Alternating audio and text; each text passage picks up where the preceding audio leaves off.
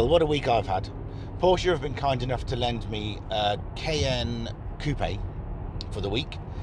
This is the, I guess you would call it the entry-level Cayenne Coupe, if there is such a thing, which means it has the all-aluminium 3-litre V6 turbocharged engine with Variocam, which produces 335 horsepower and 450 newton meters of torque. Very nice. Top speed in the brochure is 150 miles an hour, and 0 to 62 takes around about 6 seconds. So it's not slow, not by any stretch. Cayenne Coupe starts at around 62,000, just over. Now this one's got a few choice extras, so you're looking at 80,000, just a sniff over 80,000 for this one. A couple of the more striking optional extras are the lava orange paintwork, which is definitely an acquired taste, but I find more people like it than dislike it. I really like it. And it also has the Porsche Turbo Design 22-inch alloy wheels. You've got to have 22s on your Cayenne, haven't you? Tyres on those 22s are 285 35 22s on the front and 315 30 22s on the rear. So they're big tyres, big wheels. Gearbox on this Cayenne Coupe is quite interesting as well. Most Porsches have the PDK gearbox fitted these days, but this car is a little bit different. Essentially it's a workhorse, or you know, it's a little bit more rugged anyway. So this is fitted with the Tiptronic S. The Tiptronic S is fitted with a torque converter, which means it's better suited to off-road and towing. So it has a towing capacity of around about 2.5 tons, so you could easily tow your race car. In terms of chassis, we have all aluminium, multi-link suspension, front and rear. Very impressive. With adaptive all-wheel drive, Porsche adaptive all-wheel drive all round.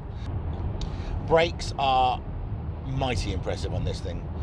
We have 4-piston aluminium monoblock calipers up front, massive calipers, biting down on 350mm discs. And at the rear we have 2-piston monoblock calipers, aluminium again, biting down on 300mm discs. And the brakes really are good, quite special. Porsche are renowned for excellent engineering. This isn't the first Porsche press car I've had, and the engineering, the level of engineering on these cars is phenomenal. The Cayenne Coupe is no exception. One of the many examples of this is in the body design. Really interesting. They use a galvanized steel and aluminium hybrid construction for the body. Well, for the whole car.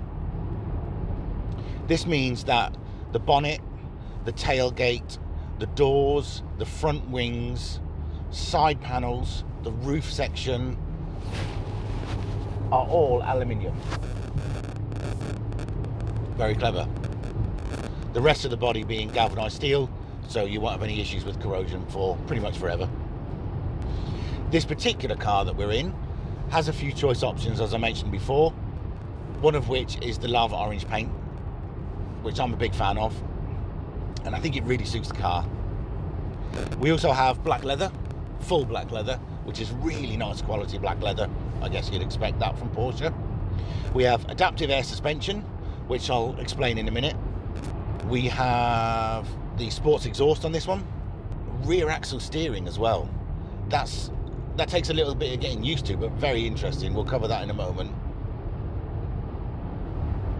We have the head-up display, which is superb. I really like that. 22-inch Porsche Turbo Design wheels, we mentioned about that. And Alcantara roof trim, very plush, very nice. So let's run through some of those features. The black leather, superb. Absolutely flawless. It's on the dashboard, the door cards, the seats, the center console, it's everywhere. Very elegant, very high quality. Head-up display, very interesting. It sits really nicely. It sits below your eye level, so it doesn't obscure your vision, and it displays pretty basic information. Speed is the main one, and to the right you have an abbreviated sat-nav, so you have arrows and roundabouts basically, and distance to the next obstacle. Rear axle steering is another optional extra on this car, and it's really interesting. For slow speed manoeuvring, it's amazing. It's really good. This is quite a big car. It's about 2 meters wide by 5 meters long, but the rear axle steering means that you can maneuver in tight spaces really easily. It's a really clever bit of kit, very nice. At speed, the rear axle steering really helps with turning, so you tip into a corner and it's just razor sharp, really, for a big car and an SUV at that. Very agile. Now, what's the car like to drive? Well, we've had it for a week, we've done a fair few miles in it, and I don't know, it's hard to explain just how comfortable and relaxed you are. You know, some new cars take a little while to warm up to, and you know, you never really feel particularly at one with the car. The Cayenne, from the minute I drove it off the forecourt, just felt like my car that I'd been driving for months. So in simple terms, you have several driver modes, like you do on a Panamera, 911 Turbo, whatever it is. In normal mode, it's essentially fully automatic. It softens the power delivery, so it's very nice to drive. It softens the suspension for you as well, so it's comfortable. It cruises well. It's got adaptive cruise control, so it's just like any executive, you know, luxury executive car. You can flick the dial 1 to sport mode, and then further to Sport Plus. Both of them pretty drastically alter the characteristic of the vehicle. They do all sorts of things. For example, when you click into Sport, suspension lowers and firms the ride. The gearbox characteristic changes. So with normal mode, typically, as an example, when you're driving through in traffic, you might find that speeds below 20 miles an hour, if you're just crawling along, you might even be in second or third gear. It would have already changed up for you, just to keep it nice and relaxed. In Sport or Sport Plus, that changes. It's quite the opposite. It's a sports car. So what it does is holds on to the gears for longer.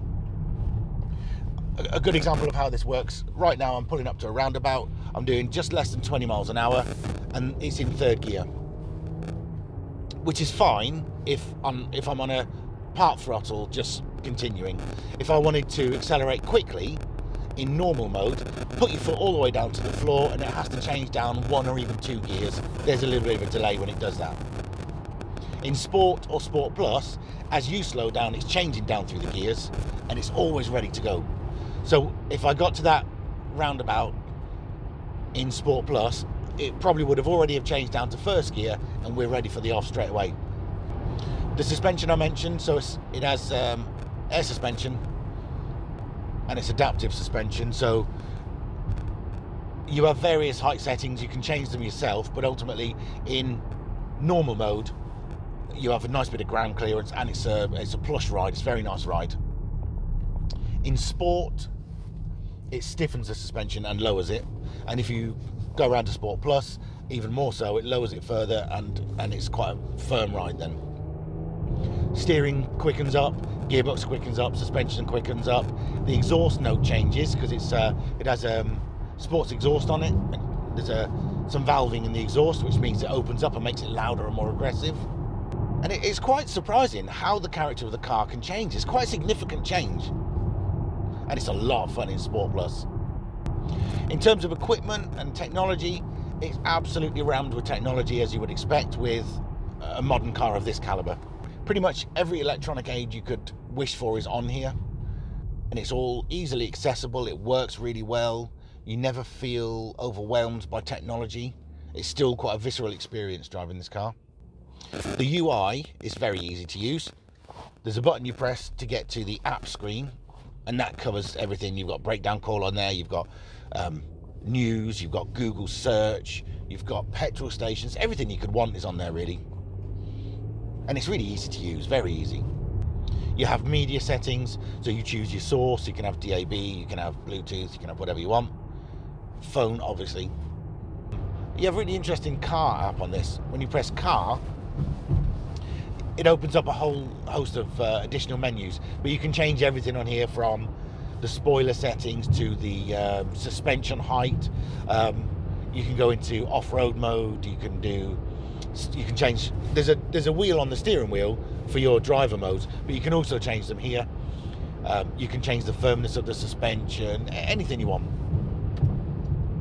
You obviously have your climate control settings, and then across the center console here you have a load of touch buttons. Very nice, really nice, very classy. And again, it's everything from source to media to your home screen. You even have a little wheel, like a mini iDrive type situation there. The dashboard of the Cayenne Coupe is absolutely superb. It's very familiar. If you've driven any other Porsches, it's very familiar. The layout is typically Porsche, rev counter right in the middle, prominent. You have a digital display of your miles per hour, but on this car we have the head-up display, so it's on the screen anyway. You have, on the right hand side, you have a window that you can scroll through various pieces of information. At the moment it's displaying a full colour Google Earth satellite image for navigation, very clever. But you can scroll through, you can have the G meter, you can have your lap timer, you can have your temperature gauges for various things. You can have your trip computer, so it'll tell you miles per gallon, that kind of stuff. You don't really want to be looking at that. So in the center we have a nice big LCD screen, touch screen, very high quality as you would expect from Porsche. Currently I'm displaying a full-size navigation screen, which is full color, powered by Google, so it's Google Maps essentially. It's very, very good. I've used lots of satellite navigation systems, and personally I find Google is the best. I think it's very intuitive. The two things that it does better than most for me is Google search, so you have access to Google when you want to look for a building or an address or a business or anything like that. And secondly, it's the route planning. So it's very good in the first instance, but I think because so many people have Google on their phones, the traffic monitoring and then the rerouting is second to none on Google. So in addition to that, on the right hand side of the screen you have some buttons that open up certain menus. You have your media screen, so you choose your source. Stereo is absolutely superb. You have really interesting car app on this. When you press car, it opens up a whole host of additional menus, but you can change everything on here, from the spoiler settings to the suspension height. You can go into off-road mode. You can change. There's a wheel on the steering wheel for your driver modes, but you can also change them here. You can change the firmness of the suspension, anything you want. You obviously have your climate control settings, and then across the center console here you have a load of touch buttons. Very nice, really nice, very classy. And again, it's everything from source to media to your home screen. You even have a little wheel, like a mini iDrive type situation there. You can access your assists quite easily, and that's everything from the stop-start function to Porsche Active Safe, which is your collision avoidance and all the other safety aids that go with that. Now, we've lived with the Cayenne Coupe for a week, so we've got a reasonable idea of what it's like to live with, and it's just brilliant. It really is a brilliant car to drive. If you want it to earn its money, it's a workhorse. I haven't towed anything with it. This one hasn't got a tow hitch on it, but it's clearly got lots of torque, lots of power. If you wanted to tow trailers and race cars and what have you, no problem. We've put it to work as a family vehicle, really. So every day we've done school runs and we've done shopping and use it to visit customers, everything. And it really is a jack of all trades. When you come out from school run or from visiting a customer or whatever, and the road opens up a little bit, you want to have a bit of fun, you just flick the dial into Sport or Sport Plus and just start giggling. Unfortunately, for the week we've had it, apart from today, it's been absolutely sheeting it down with rain. Storm Dennis, I think, is the culprit. But you could argue that this is the perfect car for it. An all-wheel drive SUV with adjustable ride height. Pretty much ticks all the boxes in my book. Yesterday I came across a road that had flooded. A couple of cars waiting, couldn't go across. At that time I was in sport mode, so suspension was low. So I just flicked the button, pressed the button, ride height up to maximum, straight through the water. Didn't even bat an eyelid. I shall be genuinely sad to see this car go back, unfortunately. It's been a really excellent week running around in this thing. I always think the real test of a press car is how my kids react to it. Particularly the youngest. She's 9 and looks at cars and the whole world differently to us. And they've absolutely loved it as well. They've loved having this car. Anywhere we go, are we taking the Porsche, Dad? Still, it's got to go back. I shall miss it though, definitely.